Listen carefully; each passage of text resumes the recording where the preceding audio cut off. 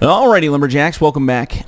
Today I just wanted to give you guys a really quick run through of the new Pro Pack Delimber. Now this thing is a beautiful, beautiful model. Again, big thank you to Pro Pack, the company who provided the model, as well as all the reference pictures and all the fun stuff to get this guy going. Dave was awesome. He helped me with every step of the way.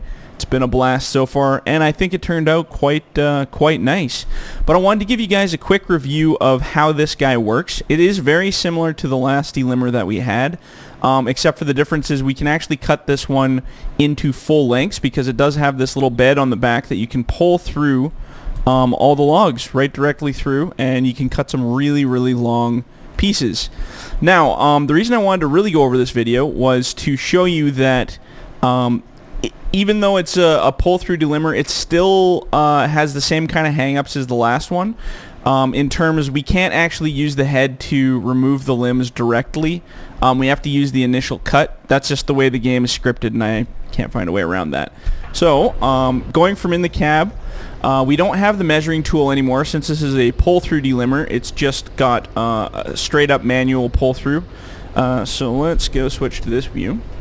So you got your main claws on the front, which are controlled with your main claw, and your secondary claws on the back, which open and close for gripping, and that's your secondary claw in your controls.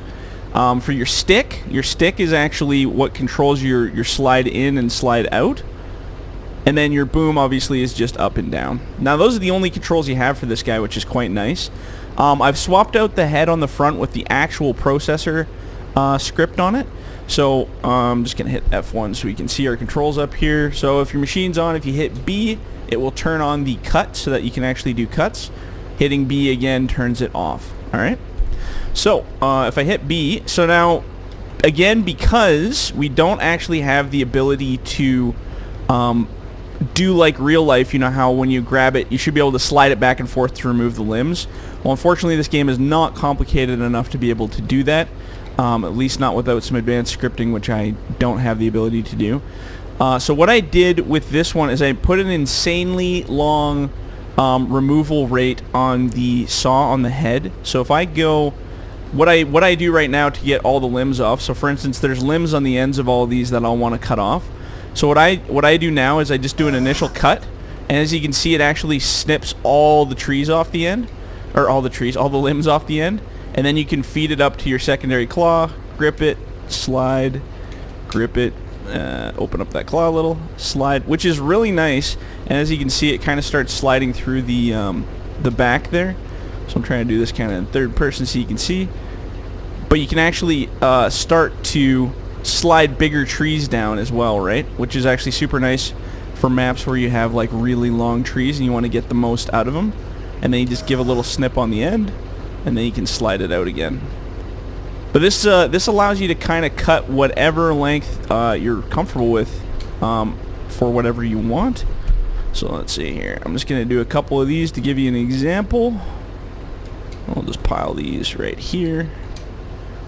It's very smooth to work with. Once you start rolling with it, I found it's like super smooth to work with, which is nice. Compared to the last one, was a little janky.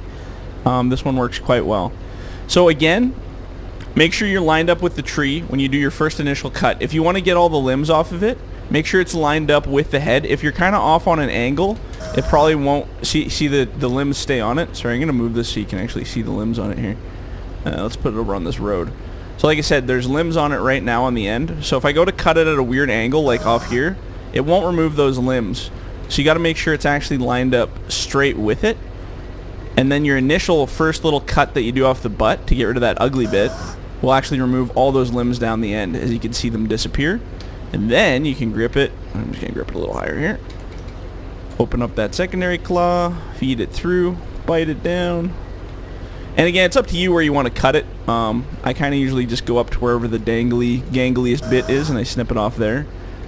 But again, depending on what size of trees and the straightness, these are the trees from Grizzly Mountain, so they're a little more funky.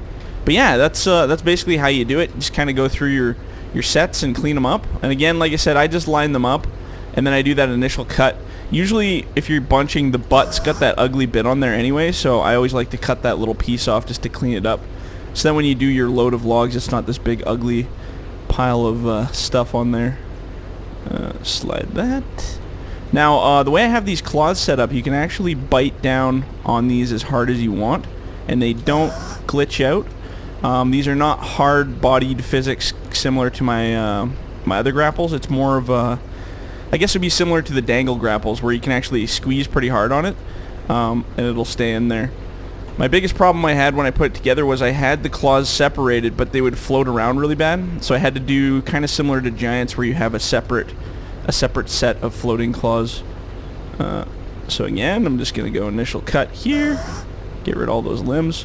Again, this is way faster delimbing than even with a processor if you're doing longs, because you can just whip through these things if you really want to.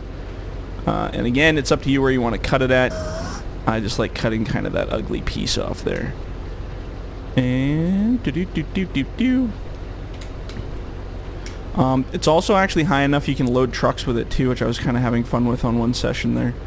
And slide that guy back in there. Yeah, and for people who love delimbers, like, I don't know, I've never ever had a pull-through delimber on this game. And honestly, when I first started talking to ProPack, I didn't even know if it was going to work. Like, I was thinking to myself, how am I going to do a pull-through delimber? Because I didn't have any bodies that supported it, and everything was a little bit of a funky shot in the dark there. But I'm really happy with the way this turned out, and I've been using it like a lot recently. We're going to start using it in our multiplayer sessions as well, just because it is really fast to make long piles. You could do really well with the Waratah as well, but I mean, this guy just, like I said, just snips through it so fast, and you can just make huge stacks really quick. So yeah, that's like basically the operation of it. Very simple concept. It's a very detailed model. There's lots of good stuff. Again, the model was given directly from ProPack, so it's got all the original details, all the original bolts and pieces and moving parts, and it's pretty darn cool. This is just the 320 body. It's had a few modifications to the shell, basically, just to give it the same kind of effect of the real life delimbers and the pull through bodies. But yeah, this thing's pretty fun. I can't wait to get it out to you guys. Comes out on the 17th there, and I think it's going to be a blast. So all hail ProPack. All right, guys, we'll catch you on the next one. See ya.